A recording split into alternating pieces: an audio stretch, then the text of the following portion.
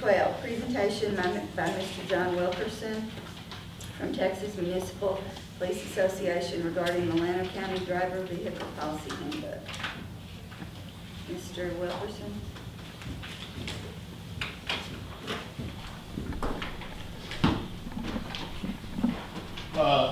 First of all, I wanted to say thank you. I'll introduce myself. My name is John Wilkerson. I'm the field rep for the Texas Municipal Police Association. TMPA is an association comprised of over 23,000 law enforcement officers across the state. We are the largest in the state. And what we do is we provide legal services to our members. We also provide support to our members as well in their time of needs. First thing I want to do is acknowledge this court and again say thank you for allowing me the opportunity to come up here and talk. As a veteran who's been deployed overseas to fight against governments who do not allow that, it does not go without notice to see that you are allowing that here today in this courtroom. One of the many joys of living in the U.S. is the right to have the freedom of speech, even if it's something that people don't want to hear. And I assure you today I probably will say some stuff that you do not want to hear. But again, I do thank you for allowing me the opportunity to complete. I'm not going to go over the discussion or go into a whole lot of detail about the legality of this. I believe Sheriff submitted something last Commissioner's Court. He did pull some of that. It was provided to him by our General Counsel and our legal staff there at TMPA. The policy is not legal, however, that's for you to discuss with the Sheriff at a later time. What I do want to talk about is the Sheriff's authority and other elected officials' authority as well. Like Commissioner, the Sheriff is elected by the people of Llano County, by the voters, and it's their voice. Now, his job differs because he's got to prevent crime, he's got to suppress crime, and he's got to apprehend criminals. And he's got to do this by any lawful means available. Now, that's not written out. There's no playbook that says, in order to investigate this particular crime, these are the only steps that you can take, and this is what you can do. He's got to be able to make that judgment call based off of his experience and the experience of the officers that he puts in place. I don't believe adequate thought was put into this policy. And I mean no disrespect when I say that. And I'm going to tell you why. One of the things I located in there is that your law enforcement officer has to document each and every trip that they make outside of this county. And then those records have to be submitted over to the county auditor's office. So this means it's now public record. So when a deputy leaves Llano County and that deputy goes to meet with a victim of crime, such as sexual assault, now somebody can go in and obtain records that might indicate where this victim of sexual assault resides at. There's laws put in place to protect victims of crimes. Meeting with criminal informants. You got a deputy that leaves Llano County to go meet with an informant. Now they've got a document on paper with the auditor where they went to meet with this informant. If you haven't noticed the war on law enforcement lately, that could be pretty detrimental. I don't want some crack dealer knowing where I'm going to be talking to my informant at. Okay? I asked the court to present what experience the auditor has in law enforcement functions, which that's going to allow that auditor to make the determination whether or not what these deputies and what these law enforcement officers are doing are actually in their official capacity. The citizens of Llano County elected the sheriff to do that. That's why they put him in the office. There is mention made of employees filing tax documents for the use of their patrol cars.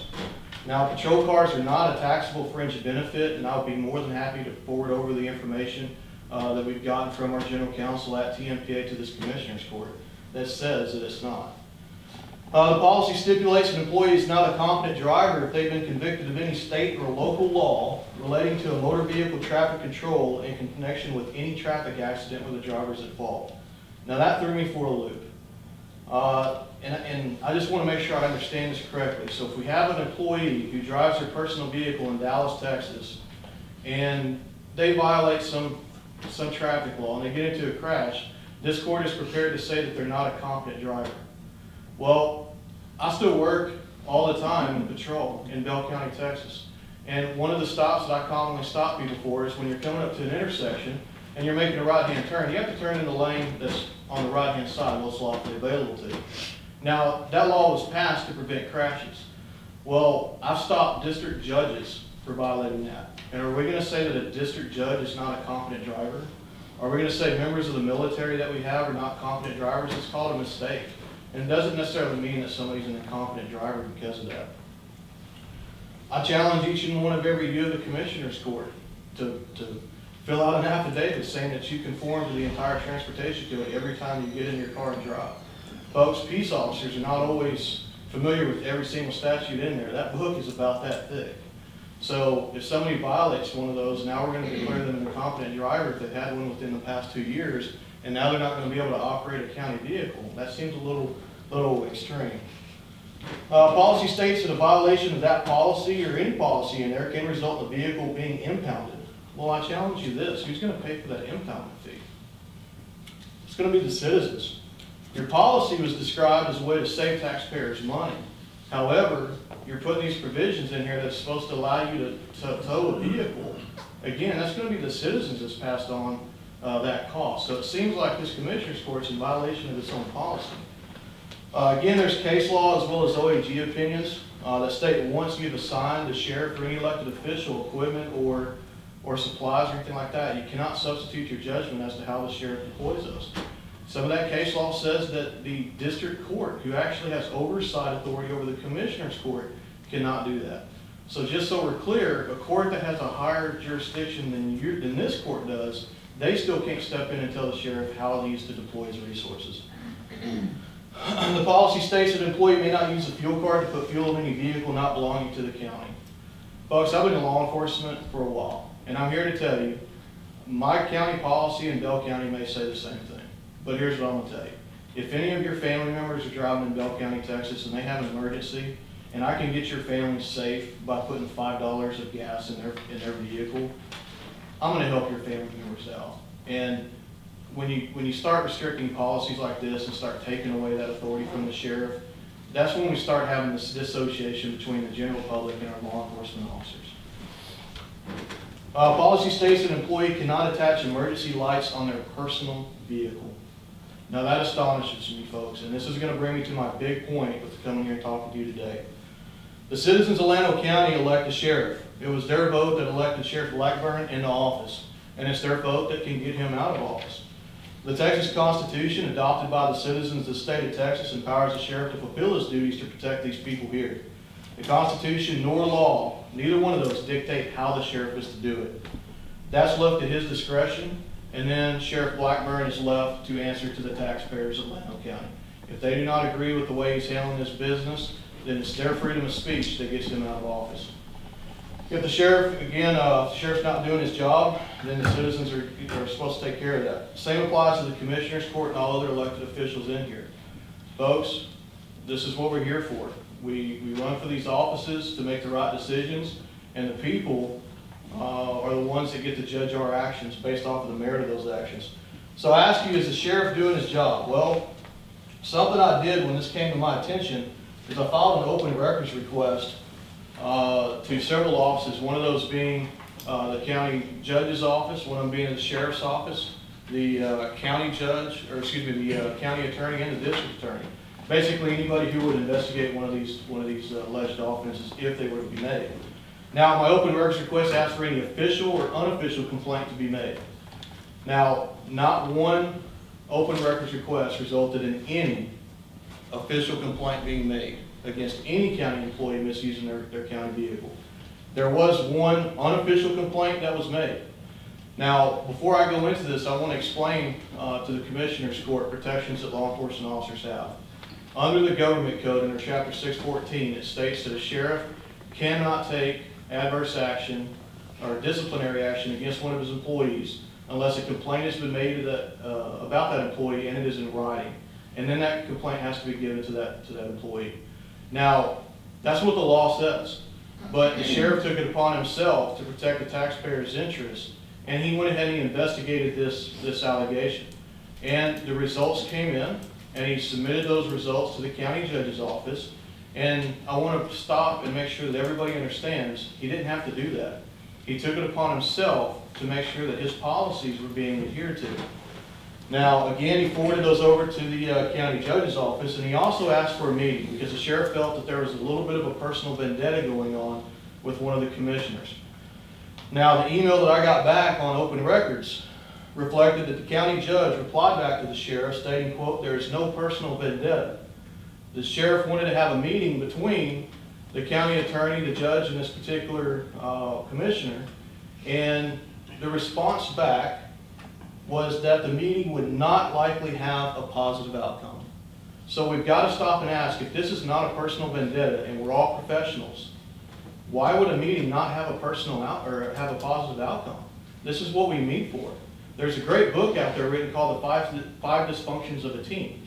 And one of those dysfunctions is the lack of confrontation. People think that confrontation is bad, and it's not. As long as it's done respectfully, confrontation is good, because that's what brings everybody's ideas out and open to the table. The policy was set to undermine the sheriff's authority by overstepping the limits of the commissioner's court. We all complain that there's an overreaching government. We complain about that all the time, all the way up to the federal government. Federal government doesn't trust the people to be responsible, so they start making laws and everything else, which is why we came out with the Affordable Health Care Act, right? Everybody loves that. Now, this commissioner's court obviously doesn't trust the sheriff to do his job, so like the federal government, the commissioner's court is trying to undermine the citizens of Llano County, not just the sheriff, because remember, it's the citizens that put that sheriff in the office. So what comes next? Where does this stop and where does it end? So I'm going to ask and challenge the Commissioner's Court to assess your policy and determine if this is the right thing to do for the right reasons, or if this is another way to fulfill a personal vendetta. And then I'm going to challenge the citizens of Llano County to assess the Commissioner's Court's ability to make good and intelligent decisions based upon the Constitution and of Texas and of the U.S., and then ask themselves, does the Commissioner's Court determine the citizens aren't making the right decisions for themselves? Does it stop at the sheriff? Does it move on to the citizens? By second guessing their voting, thus incapable of making reasonable decisions in other areas. And if that's the case, if the Commissioner's Court does not trust the citizens in their vote, in their voice, and in their freedom of speech, what do we expect next? Do we expect a commissioner's law start trying to govern the sale and distribution of firearms in Texas? Are we going to start infringing on those rights? Or what about freedom of speech? Where does it stop? When we take away the power of our people to vote, put people in office, by trying to undermine their authority by putting overbearing policies in place, in essence, that's what we're doing, is we're trying to quiet their vote. So I want to take, in closing, I want to thank you for allowing me to come here and talk today. I ask that you do put some more thought into this vehicle policy. And at the end of the day, I ask that you work with the sheriff. It's my understanding that all these records that y'all are wanting continuously to be sent over to the auditor's office are already kept on file right here at the sheriff's office. And the auditor has the ability to come in and audit those files and come in and look at them and make sure that the tax dollars are being spent appropriately. And then, you know what, if the auditor finds out that that's not the case, then that's information that they are to take to the taxpayers and to publish and take it to the taxpayers. And make sure that the taxpayers are aware of the fact that the sheriff is not spending his money correctly. But as of right now, I have no information to indicate that that's taking place. I would think that the auditor is probably pretty busy as it is. So to have that auditor basically be a receipt secretary for every expenditure and every report for the sheriff's office above and beyond what she already needs to do, to me, that's wasting taxpayer dollars right there. I'm sure the auditor has plenty of other things that she could be doing. I thank you for your time. Thank you. Before you go. Yes, sir. You said that you would gladly send us some of this information. Yes, sir. Do you want emails or do you want? Let me give you my business card here. If you want to email me, I'll be more than happy to send you that IRS code. Oops, sorry about that.